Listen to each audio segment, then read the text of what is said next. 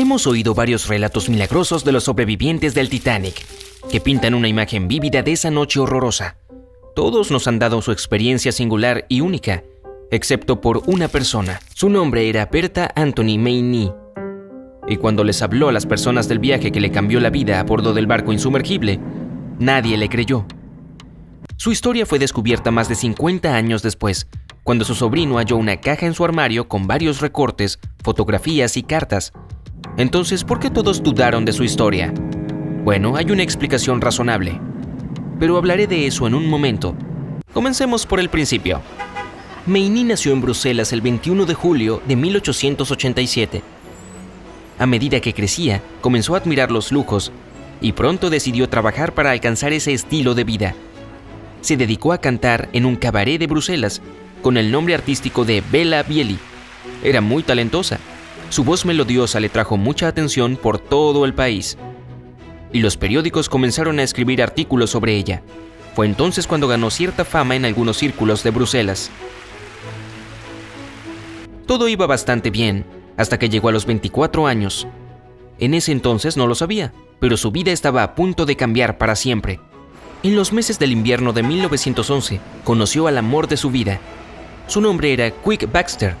Era jugador profesional de hockey de Montreal, Canadá. De manera similar, Baxter también había reunido cierta fama. Era una estrella en el mundo del hockey.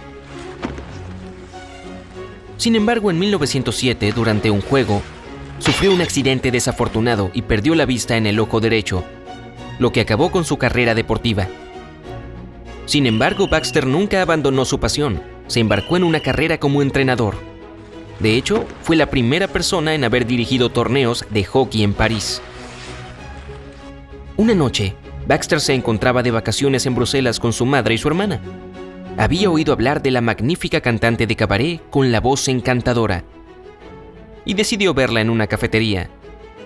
En el momento en que Maynie pisó el escenario y sus ojos se encontraron, ella supo que él era el indicado. Fue amor a primera vista. El primer viaje del Titanic de Southampton a Nueva York fue muy promocionado. Se lo presentaba como el barco más grande y lujoso del mundo. Así que naturalmente la élite de Europa lo vio como una oportunidad de aprovechar un viaje de primera categoría. Cuando la madre de Baxter oyó del barco insumergible, no tuvo dudas. Baxter regresaría a Canadá con ella en el Titanic en abril de 1912. Eso quería decir que la relación con Maynie llegaría a su fin. La sola idea lo devastaba. Se rehusó a dejar Europa si el amor de su vida no lo acompañaba. Mientras tanto, la madre de Baxter ya había reservado 2 cabinas adyacentes de primera clase para ella y su hijo, B-58 y B-60. Cuando llegó el momento, Baxter no soportaba la idea de regresar a Canadá sin Maynie, así que reservó secretamente otra cabina para ella, la número C-90, que se encontraba debajo de su habitación. Para asegurarse de que nadie lo supiera, le cambió el nombre a Señora de Villiers. Tomaron ese apellido de la expareja de Maynie, que era un soldado francés. Abordaron y se instalaron.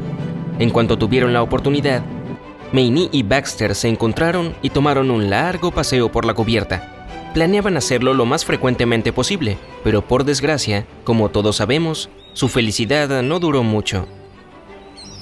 En la noche del accidente, Baxter se encontraba en su cabina con su hermana, cuando de pronto sintieron el impacto. El barco se detuvo. Supieron de inmediato que algo no andaba bien. Su madre, preocupada, se dirigió de inmediato al cuarto de sus hijos. Les preguntó por qué el barco se había detenido inesperadamente en medio del océano. Baxter decidió salir y averiguarlo. Justo cuando estaba girando a la derecha, se encontró al capitán del barco caminando y hablando con Bruce Ismay, el presidente y director de White Star Line.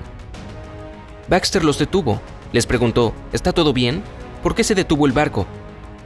El capitán respondió, hubo un accidente, pero no hay ningún problema. Tan pronto como el capitán se alejó, Ismay se acercó y le dejó una advertencia. Le dijo que buscara a su familia y subieran a un bote salvavidas tan pronto como pudieran, sin llevar nada con ellos. Fue entonces cuando Baxter se preocupó. Regresó a su habitación a toda velocidad y siguió las instrucciones de Ismay al pie de la letra. Alertó a su madre y a su hermana. Les dijo que se pusieran sus abrigos y las guió hacia el bote salvavidas número 6. Después fue a buscar a Mei Ni y la condujo a través del caos al bote donde su madre y su hermana los esperaban. Su familia ni siquiera sabía que ella estaba a bordo del Titanic. Ni siquiera sabían que era una pareja. Así que en cuanto subieron al bote, la presentó. Mei Ni pensó que Baxter se quedaría con ellas. Cuando descubrió que no era así, se negó a quedarse. Intentó bajarse de inmediato, pero la madre de Baxter la detuvo. Intentó usar sus joyas como excusa. Explicó que las había olvidado y que quería recuperarlas, hasta que la madre la convenció de quedarse. Baxter se despidió de su familia mientras descendían al océano a la 1:10 a.m. Solo había 29 personas a bordo, y las cosas entre ellas se pusieron tensas. Uno de los hombres que remaba quería regresar y buscar a más personas, mientras que el resto pensaba que era demasiado peligroso.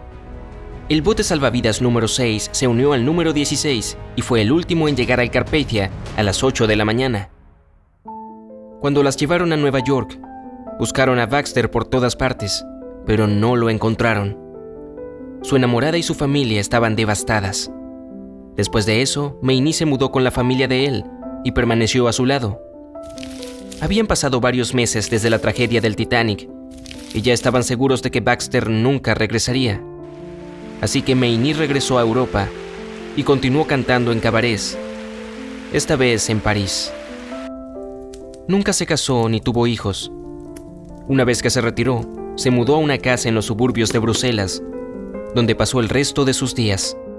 Intentó contar la historia a su familia y a su sobrino unas cuantas veces, pero nadie le creyó.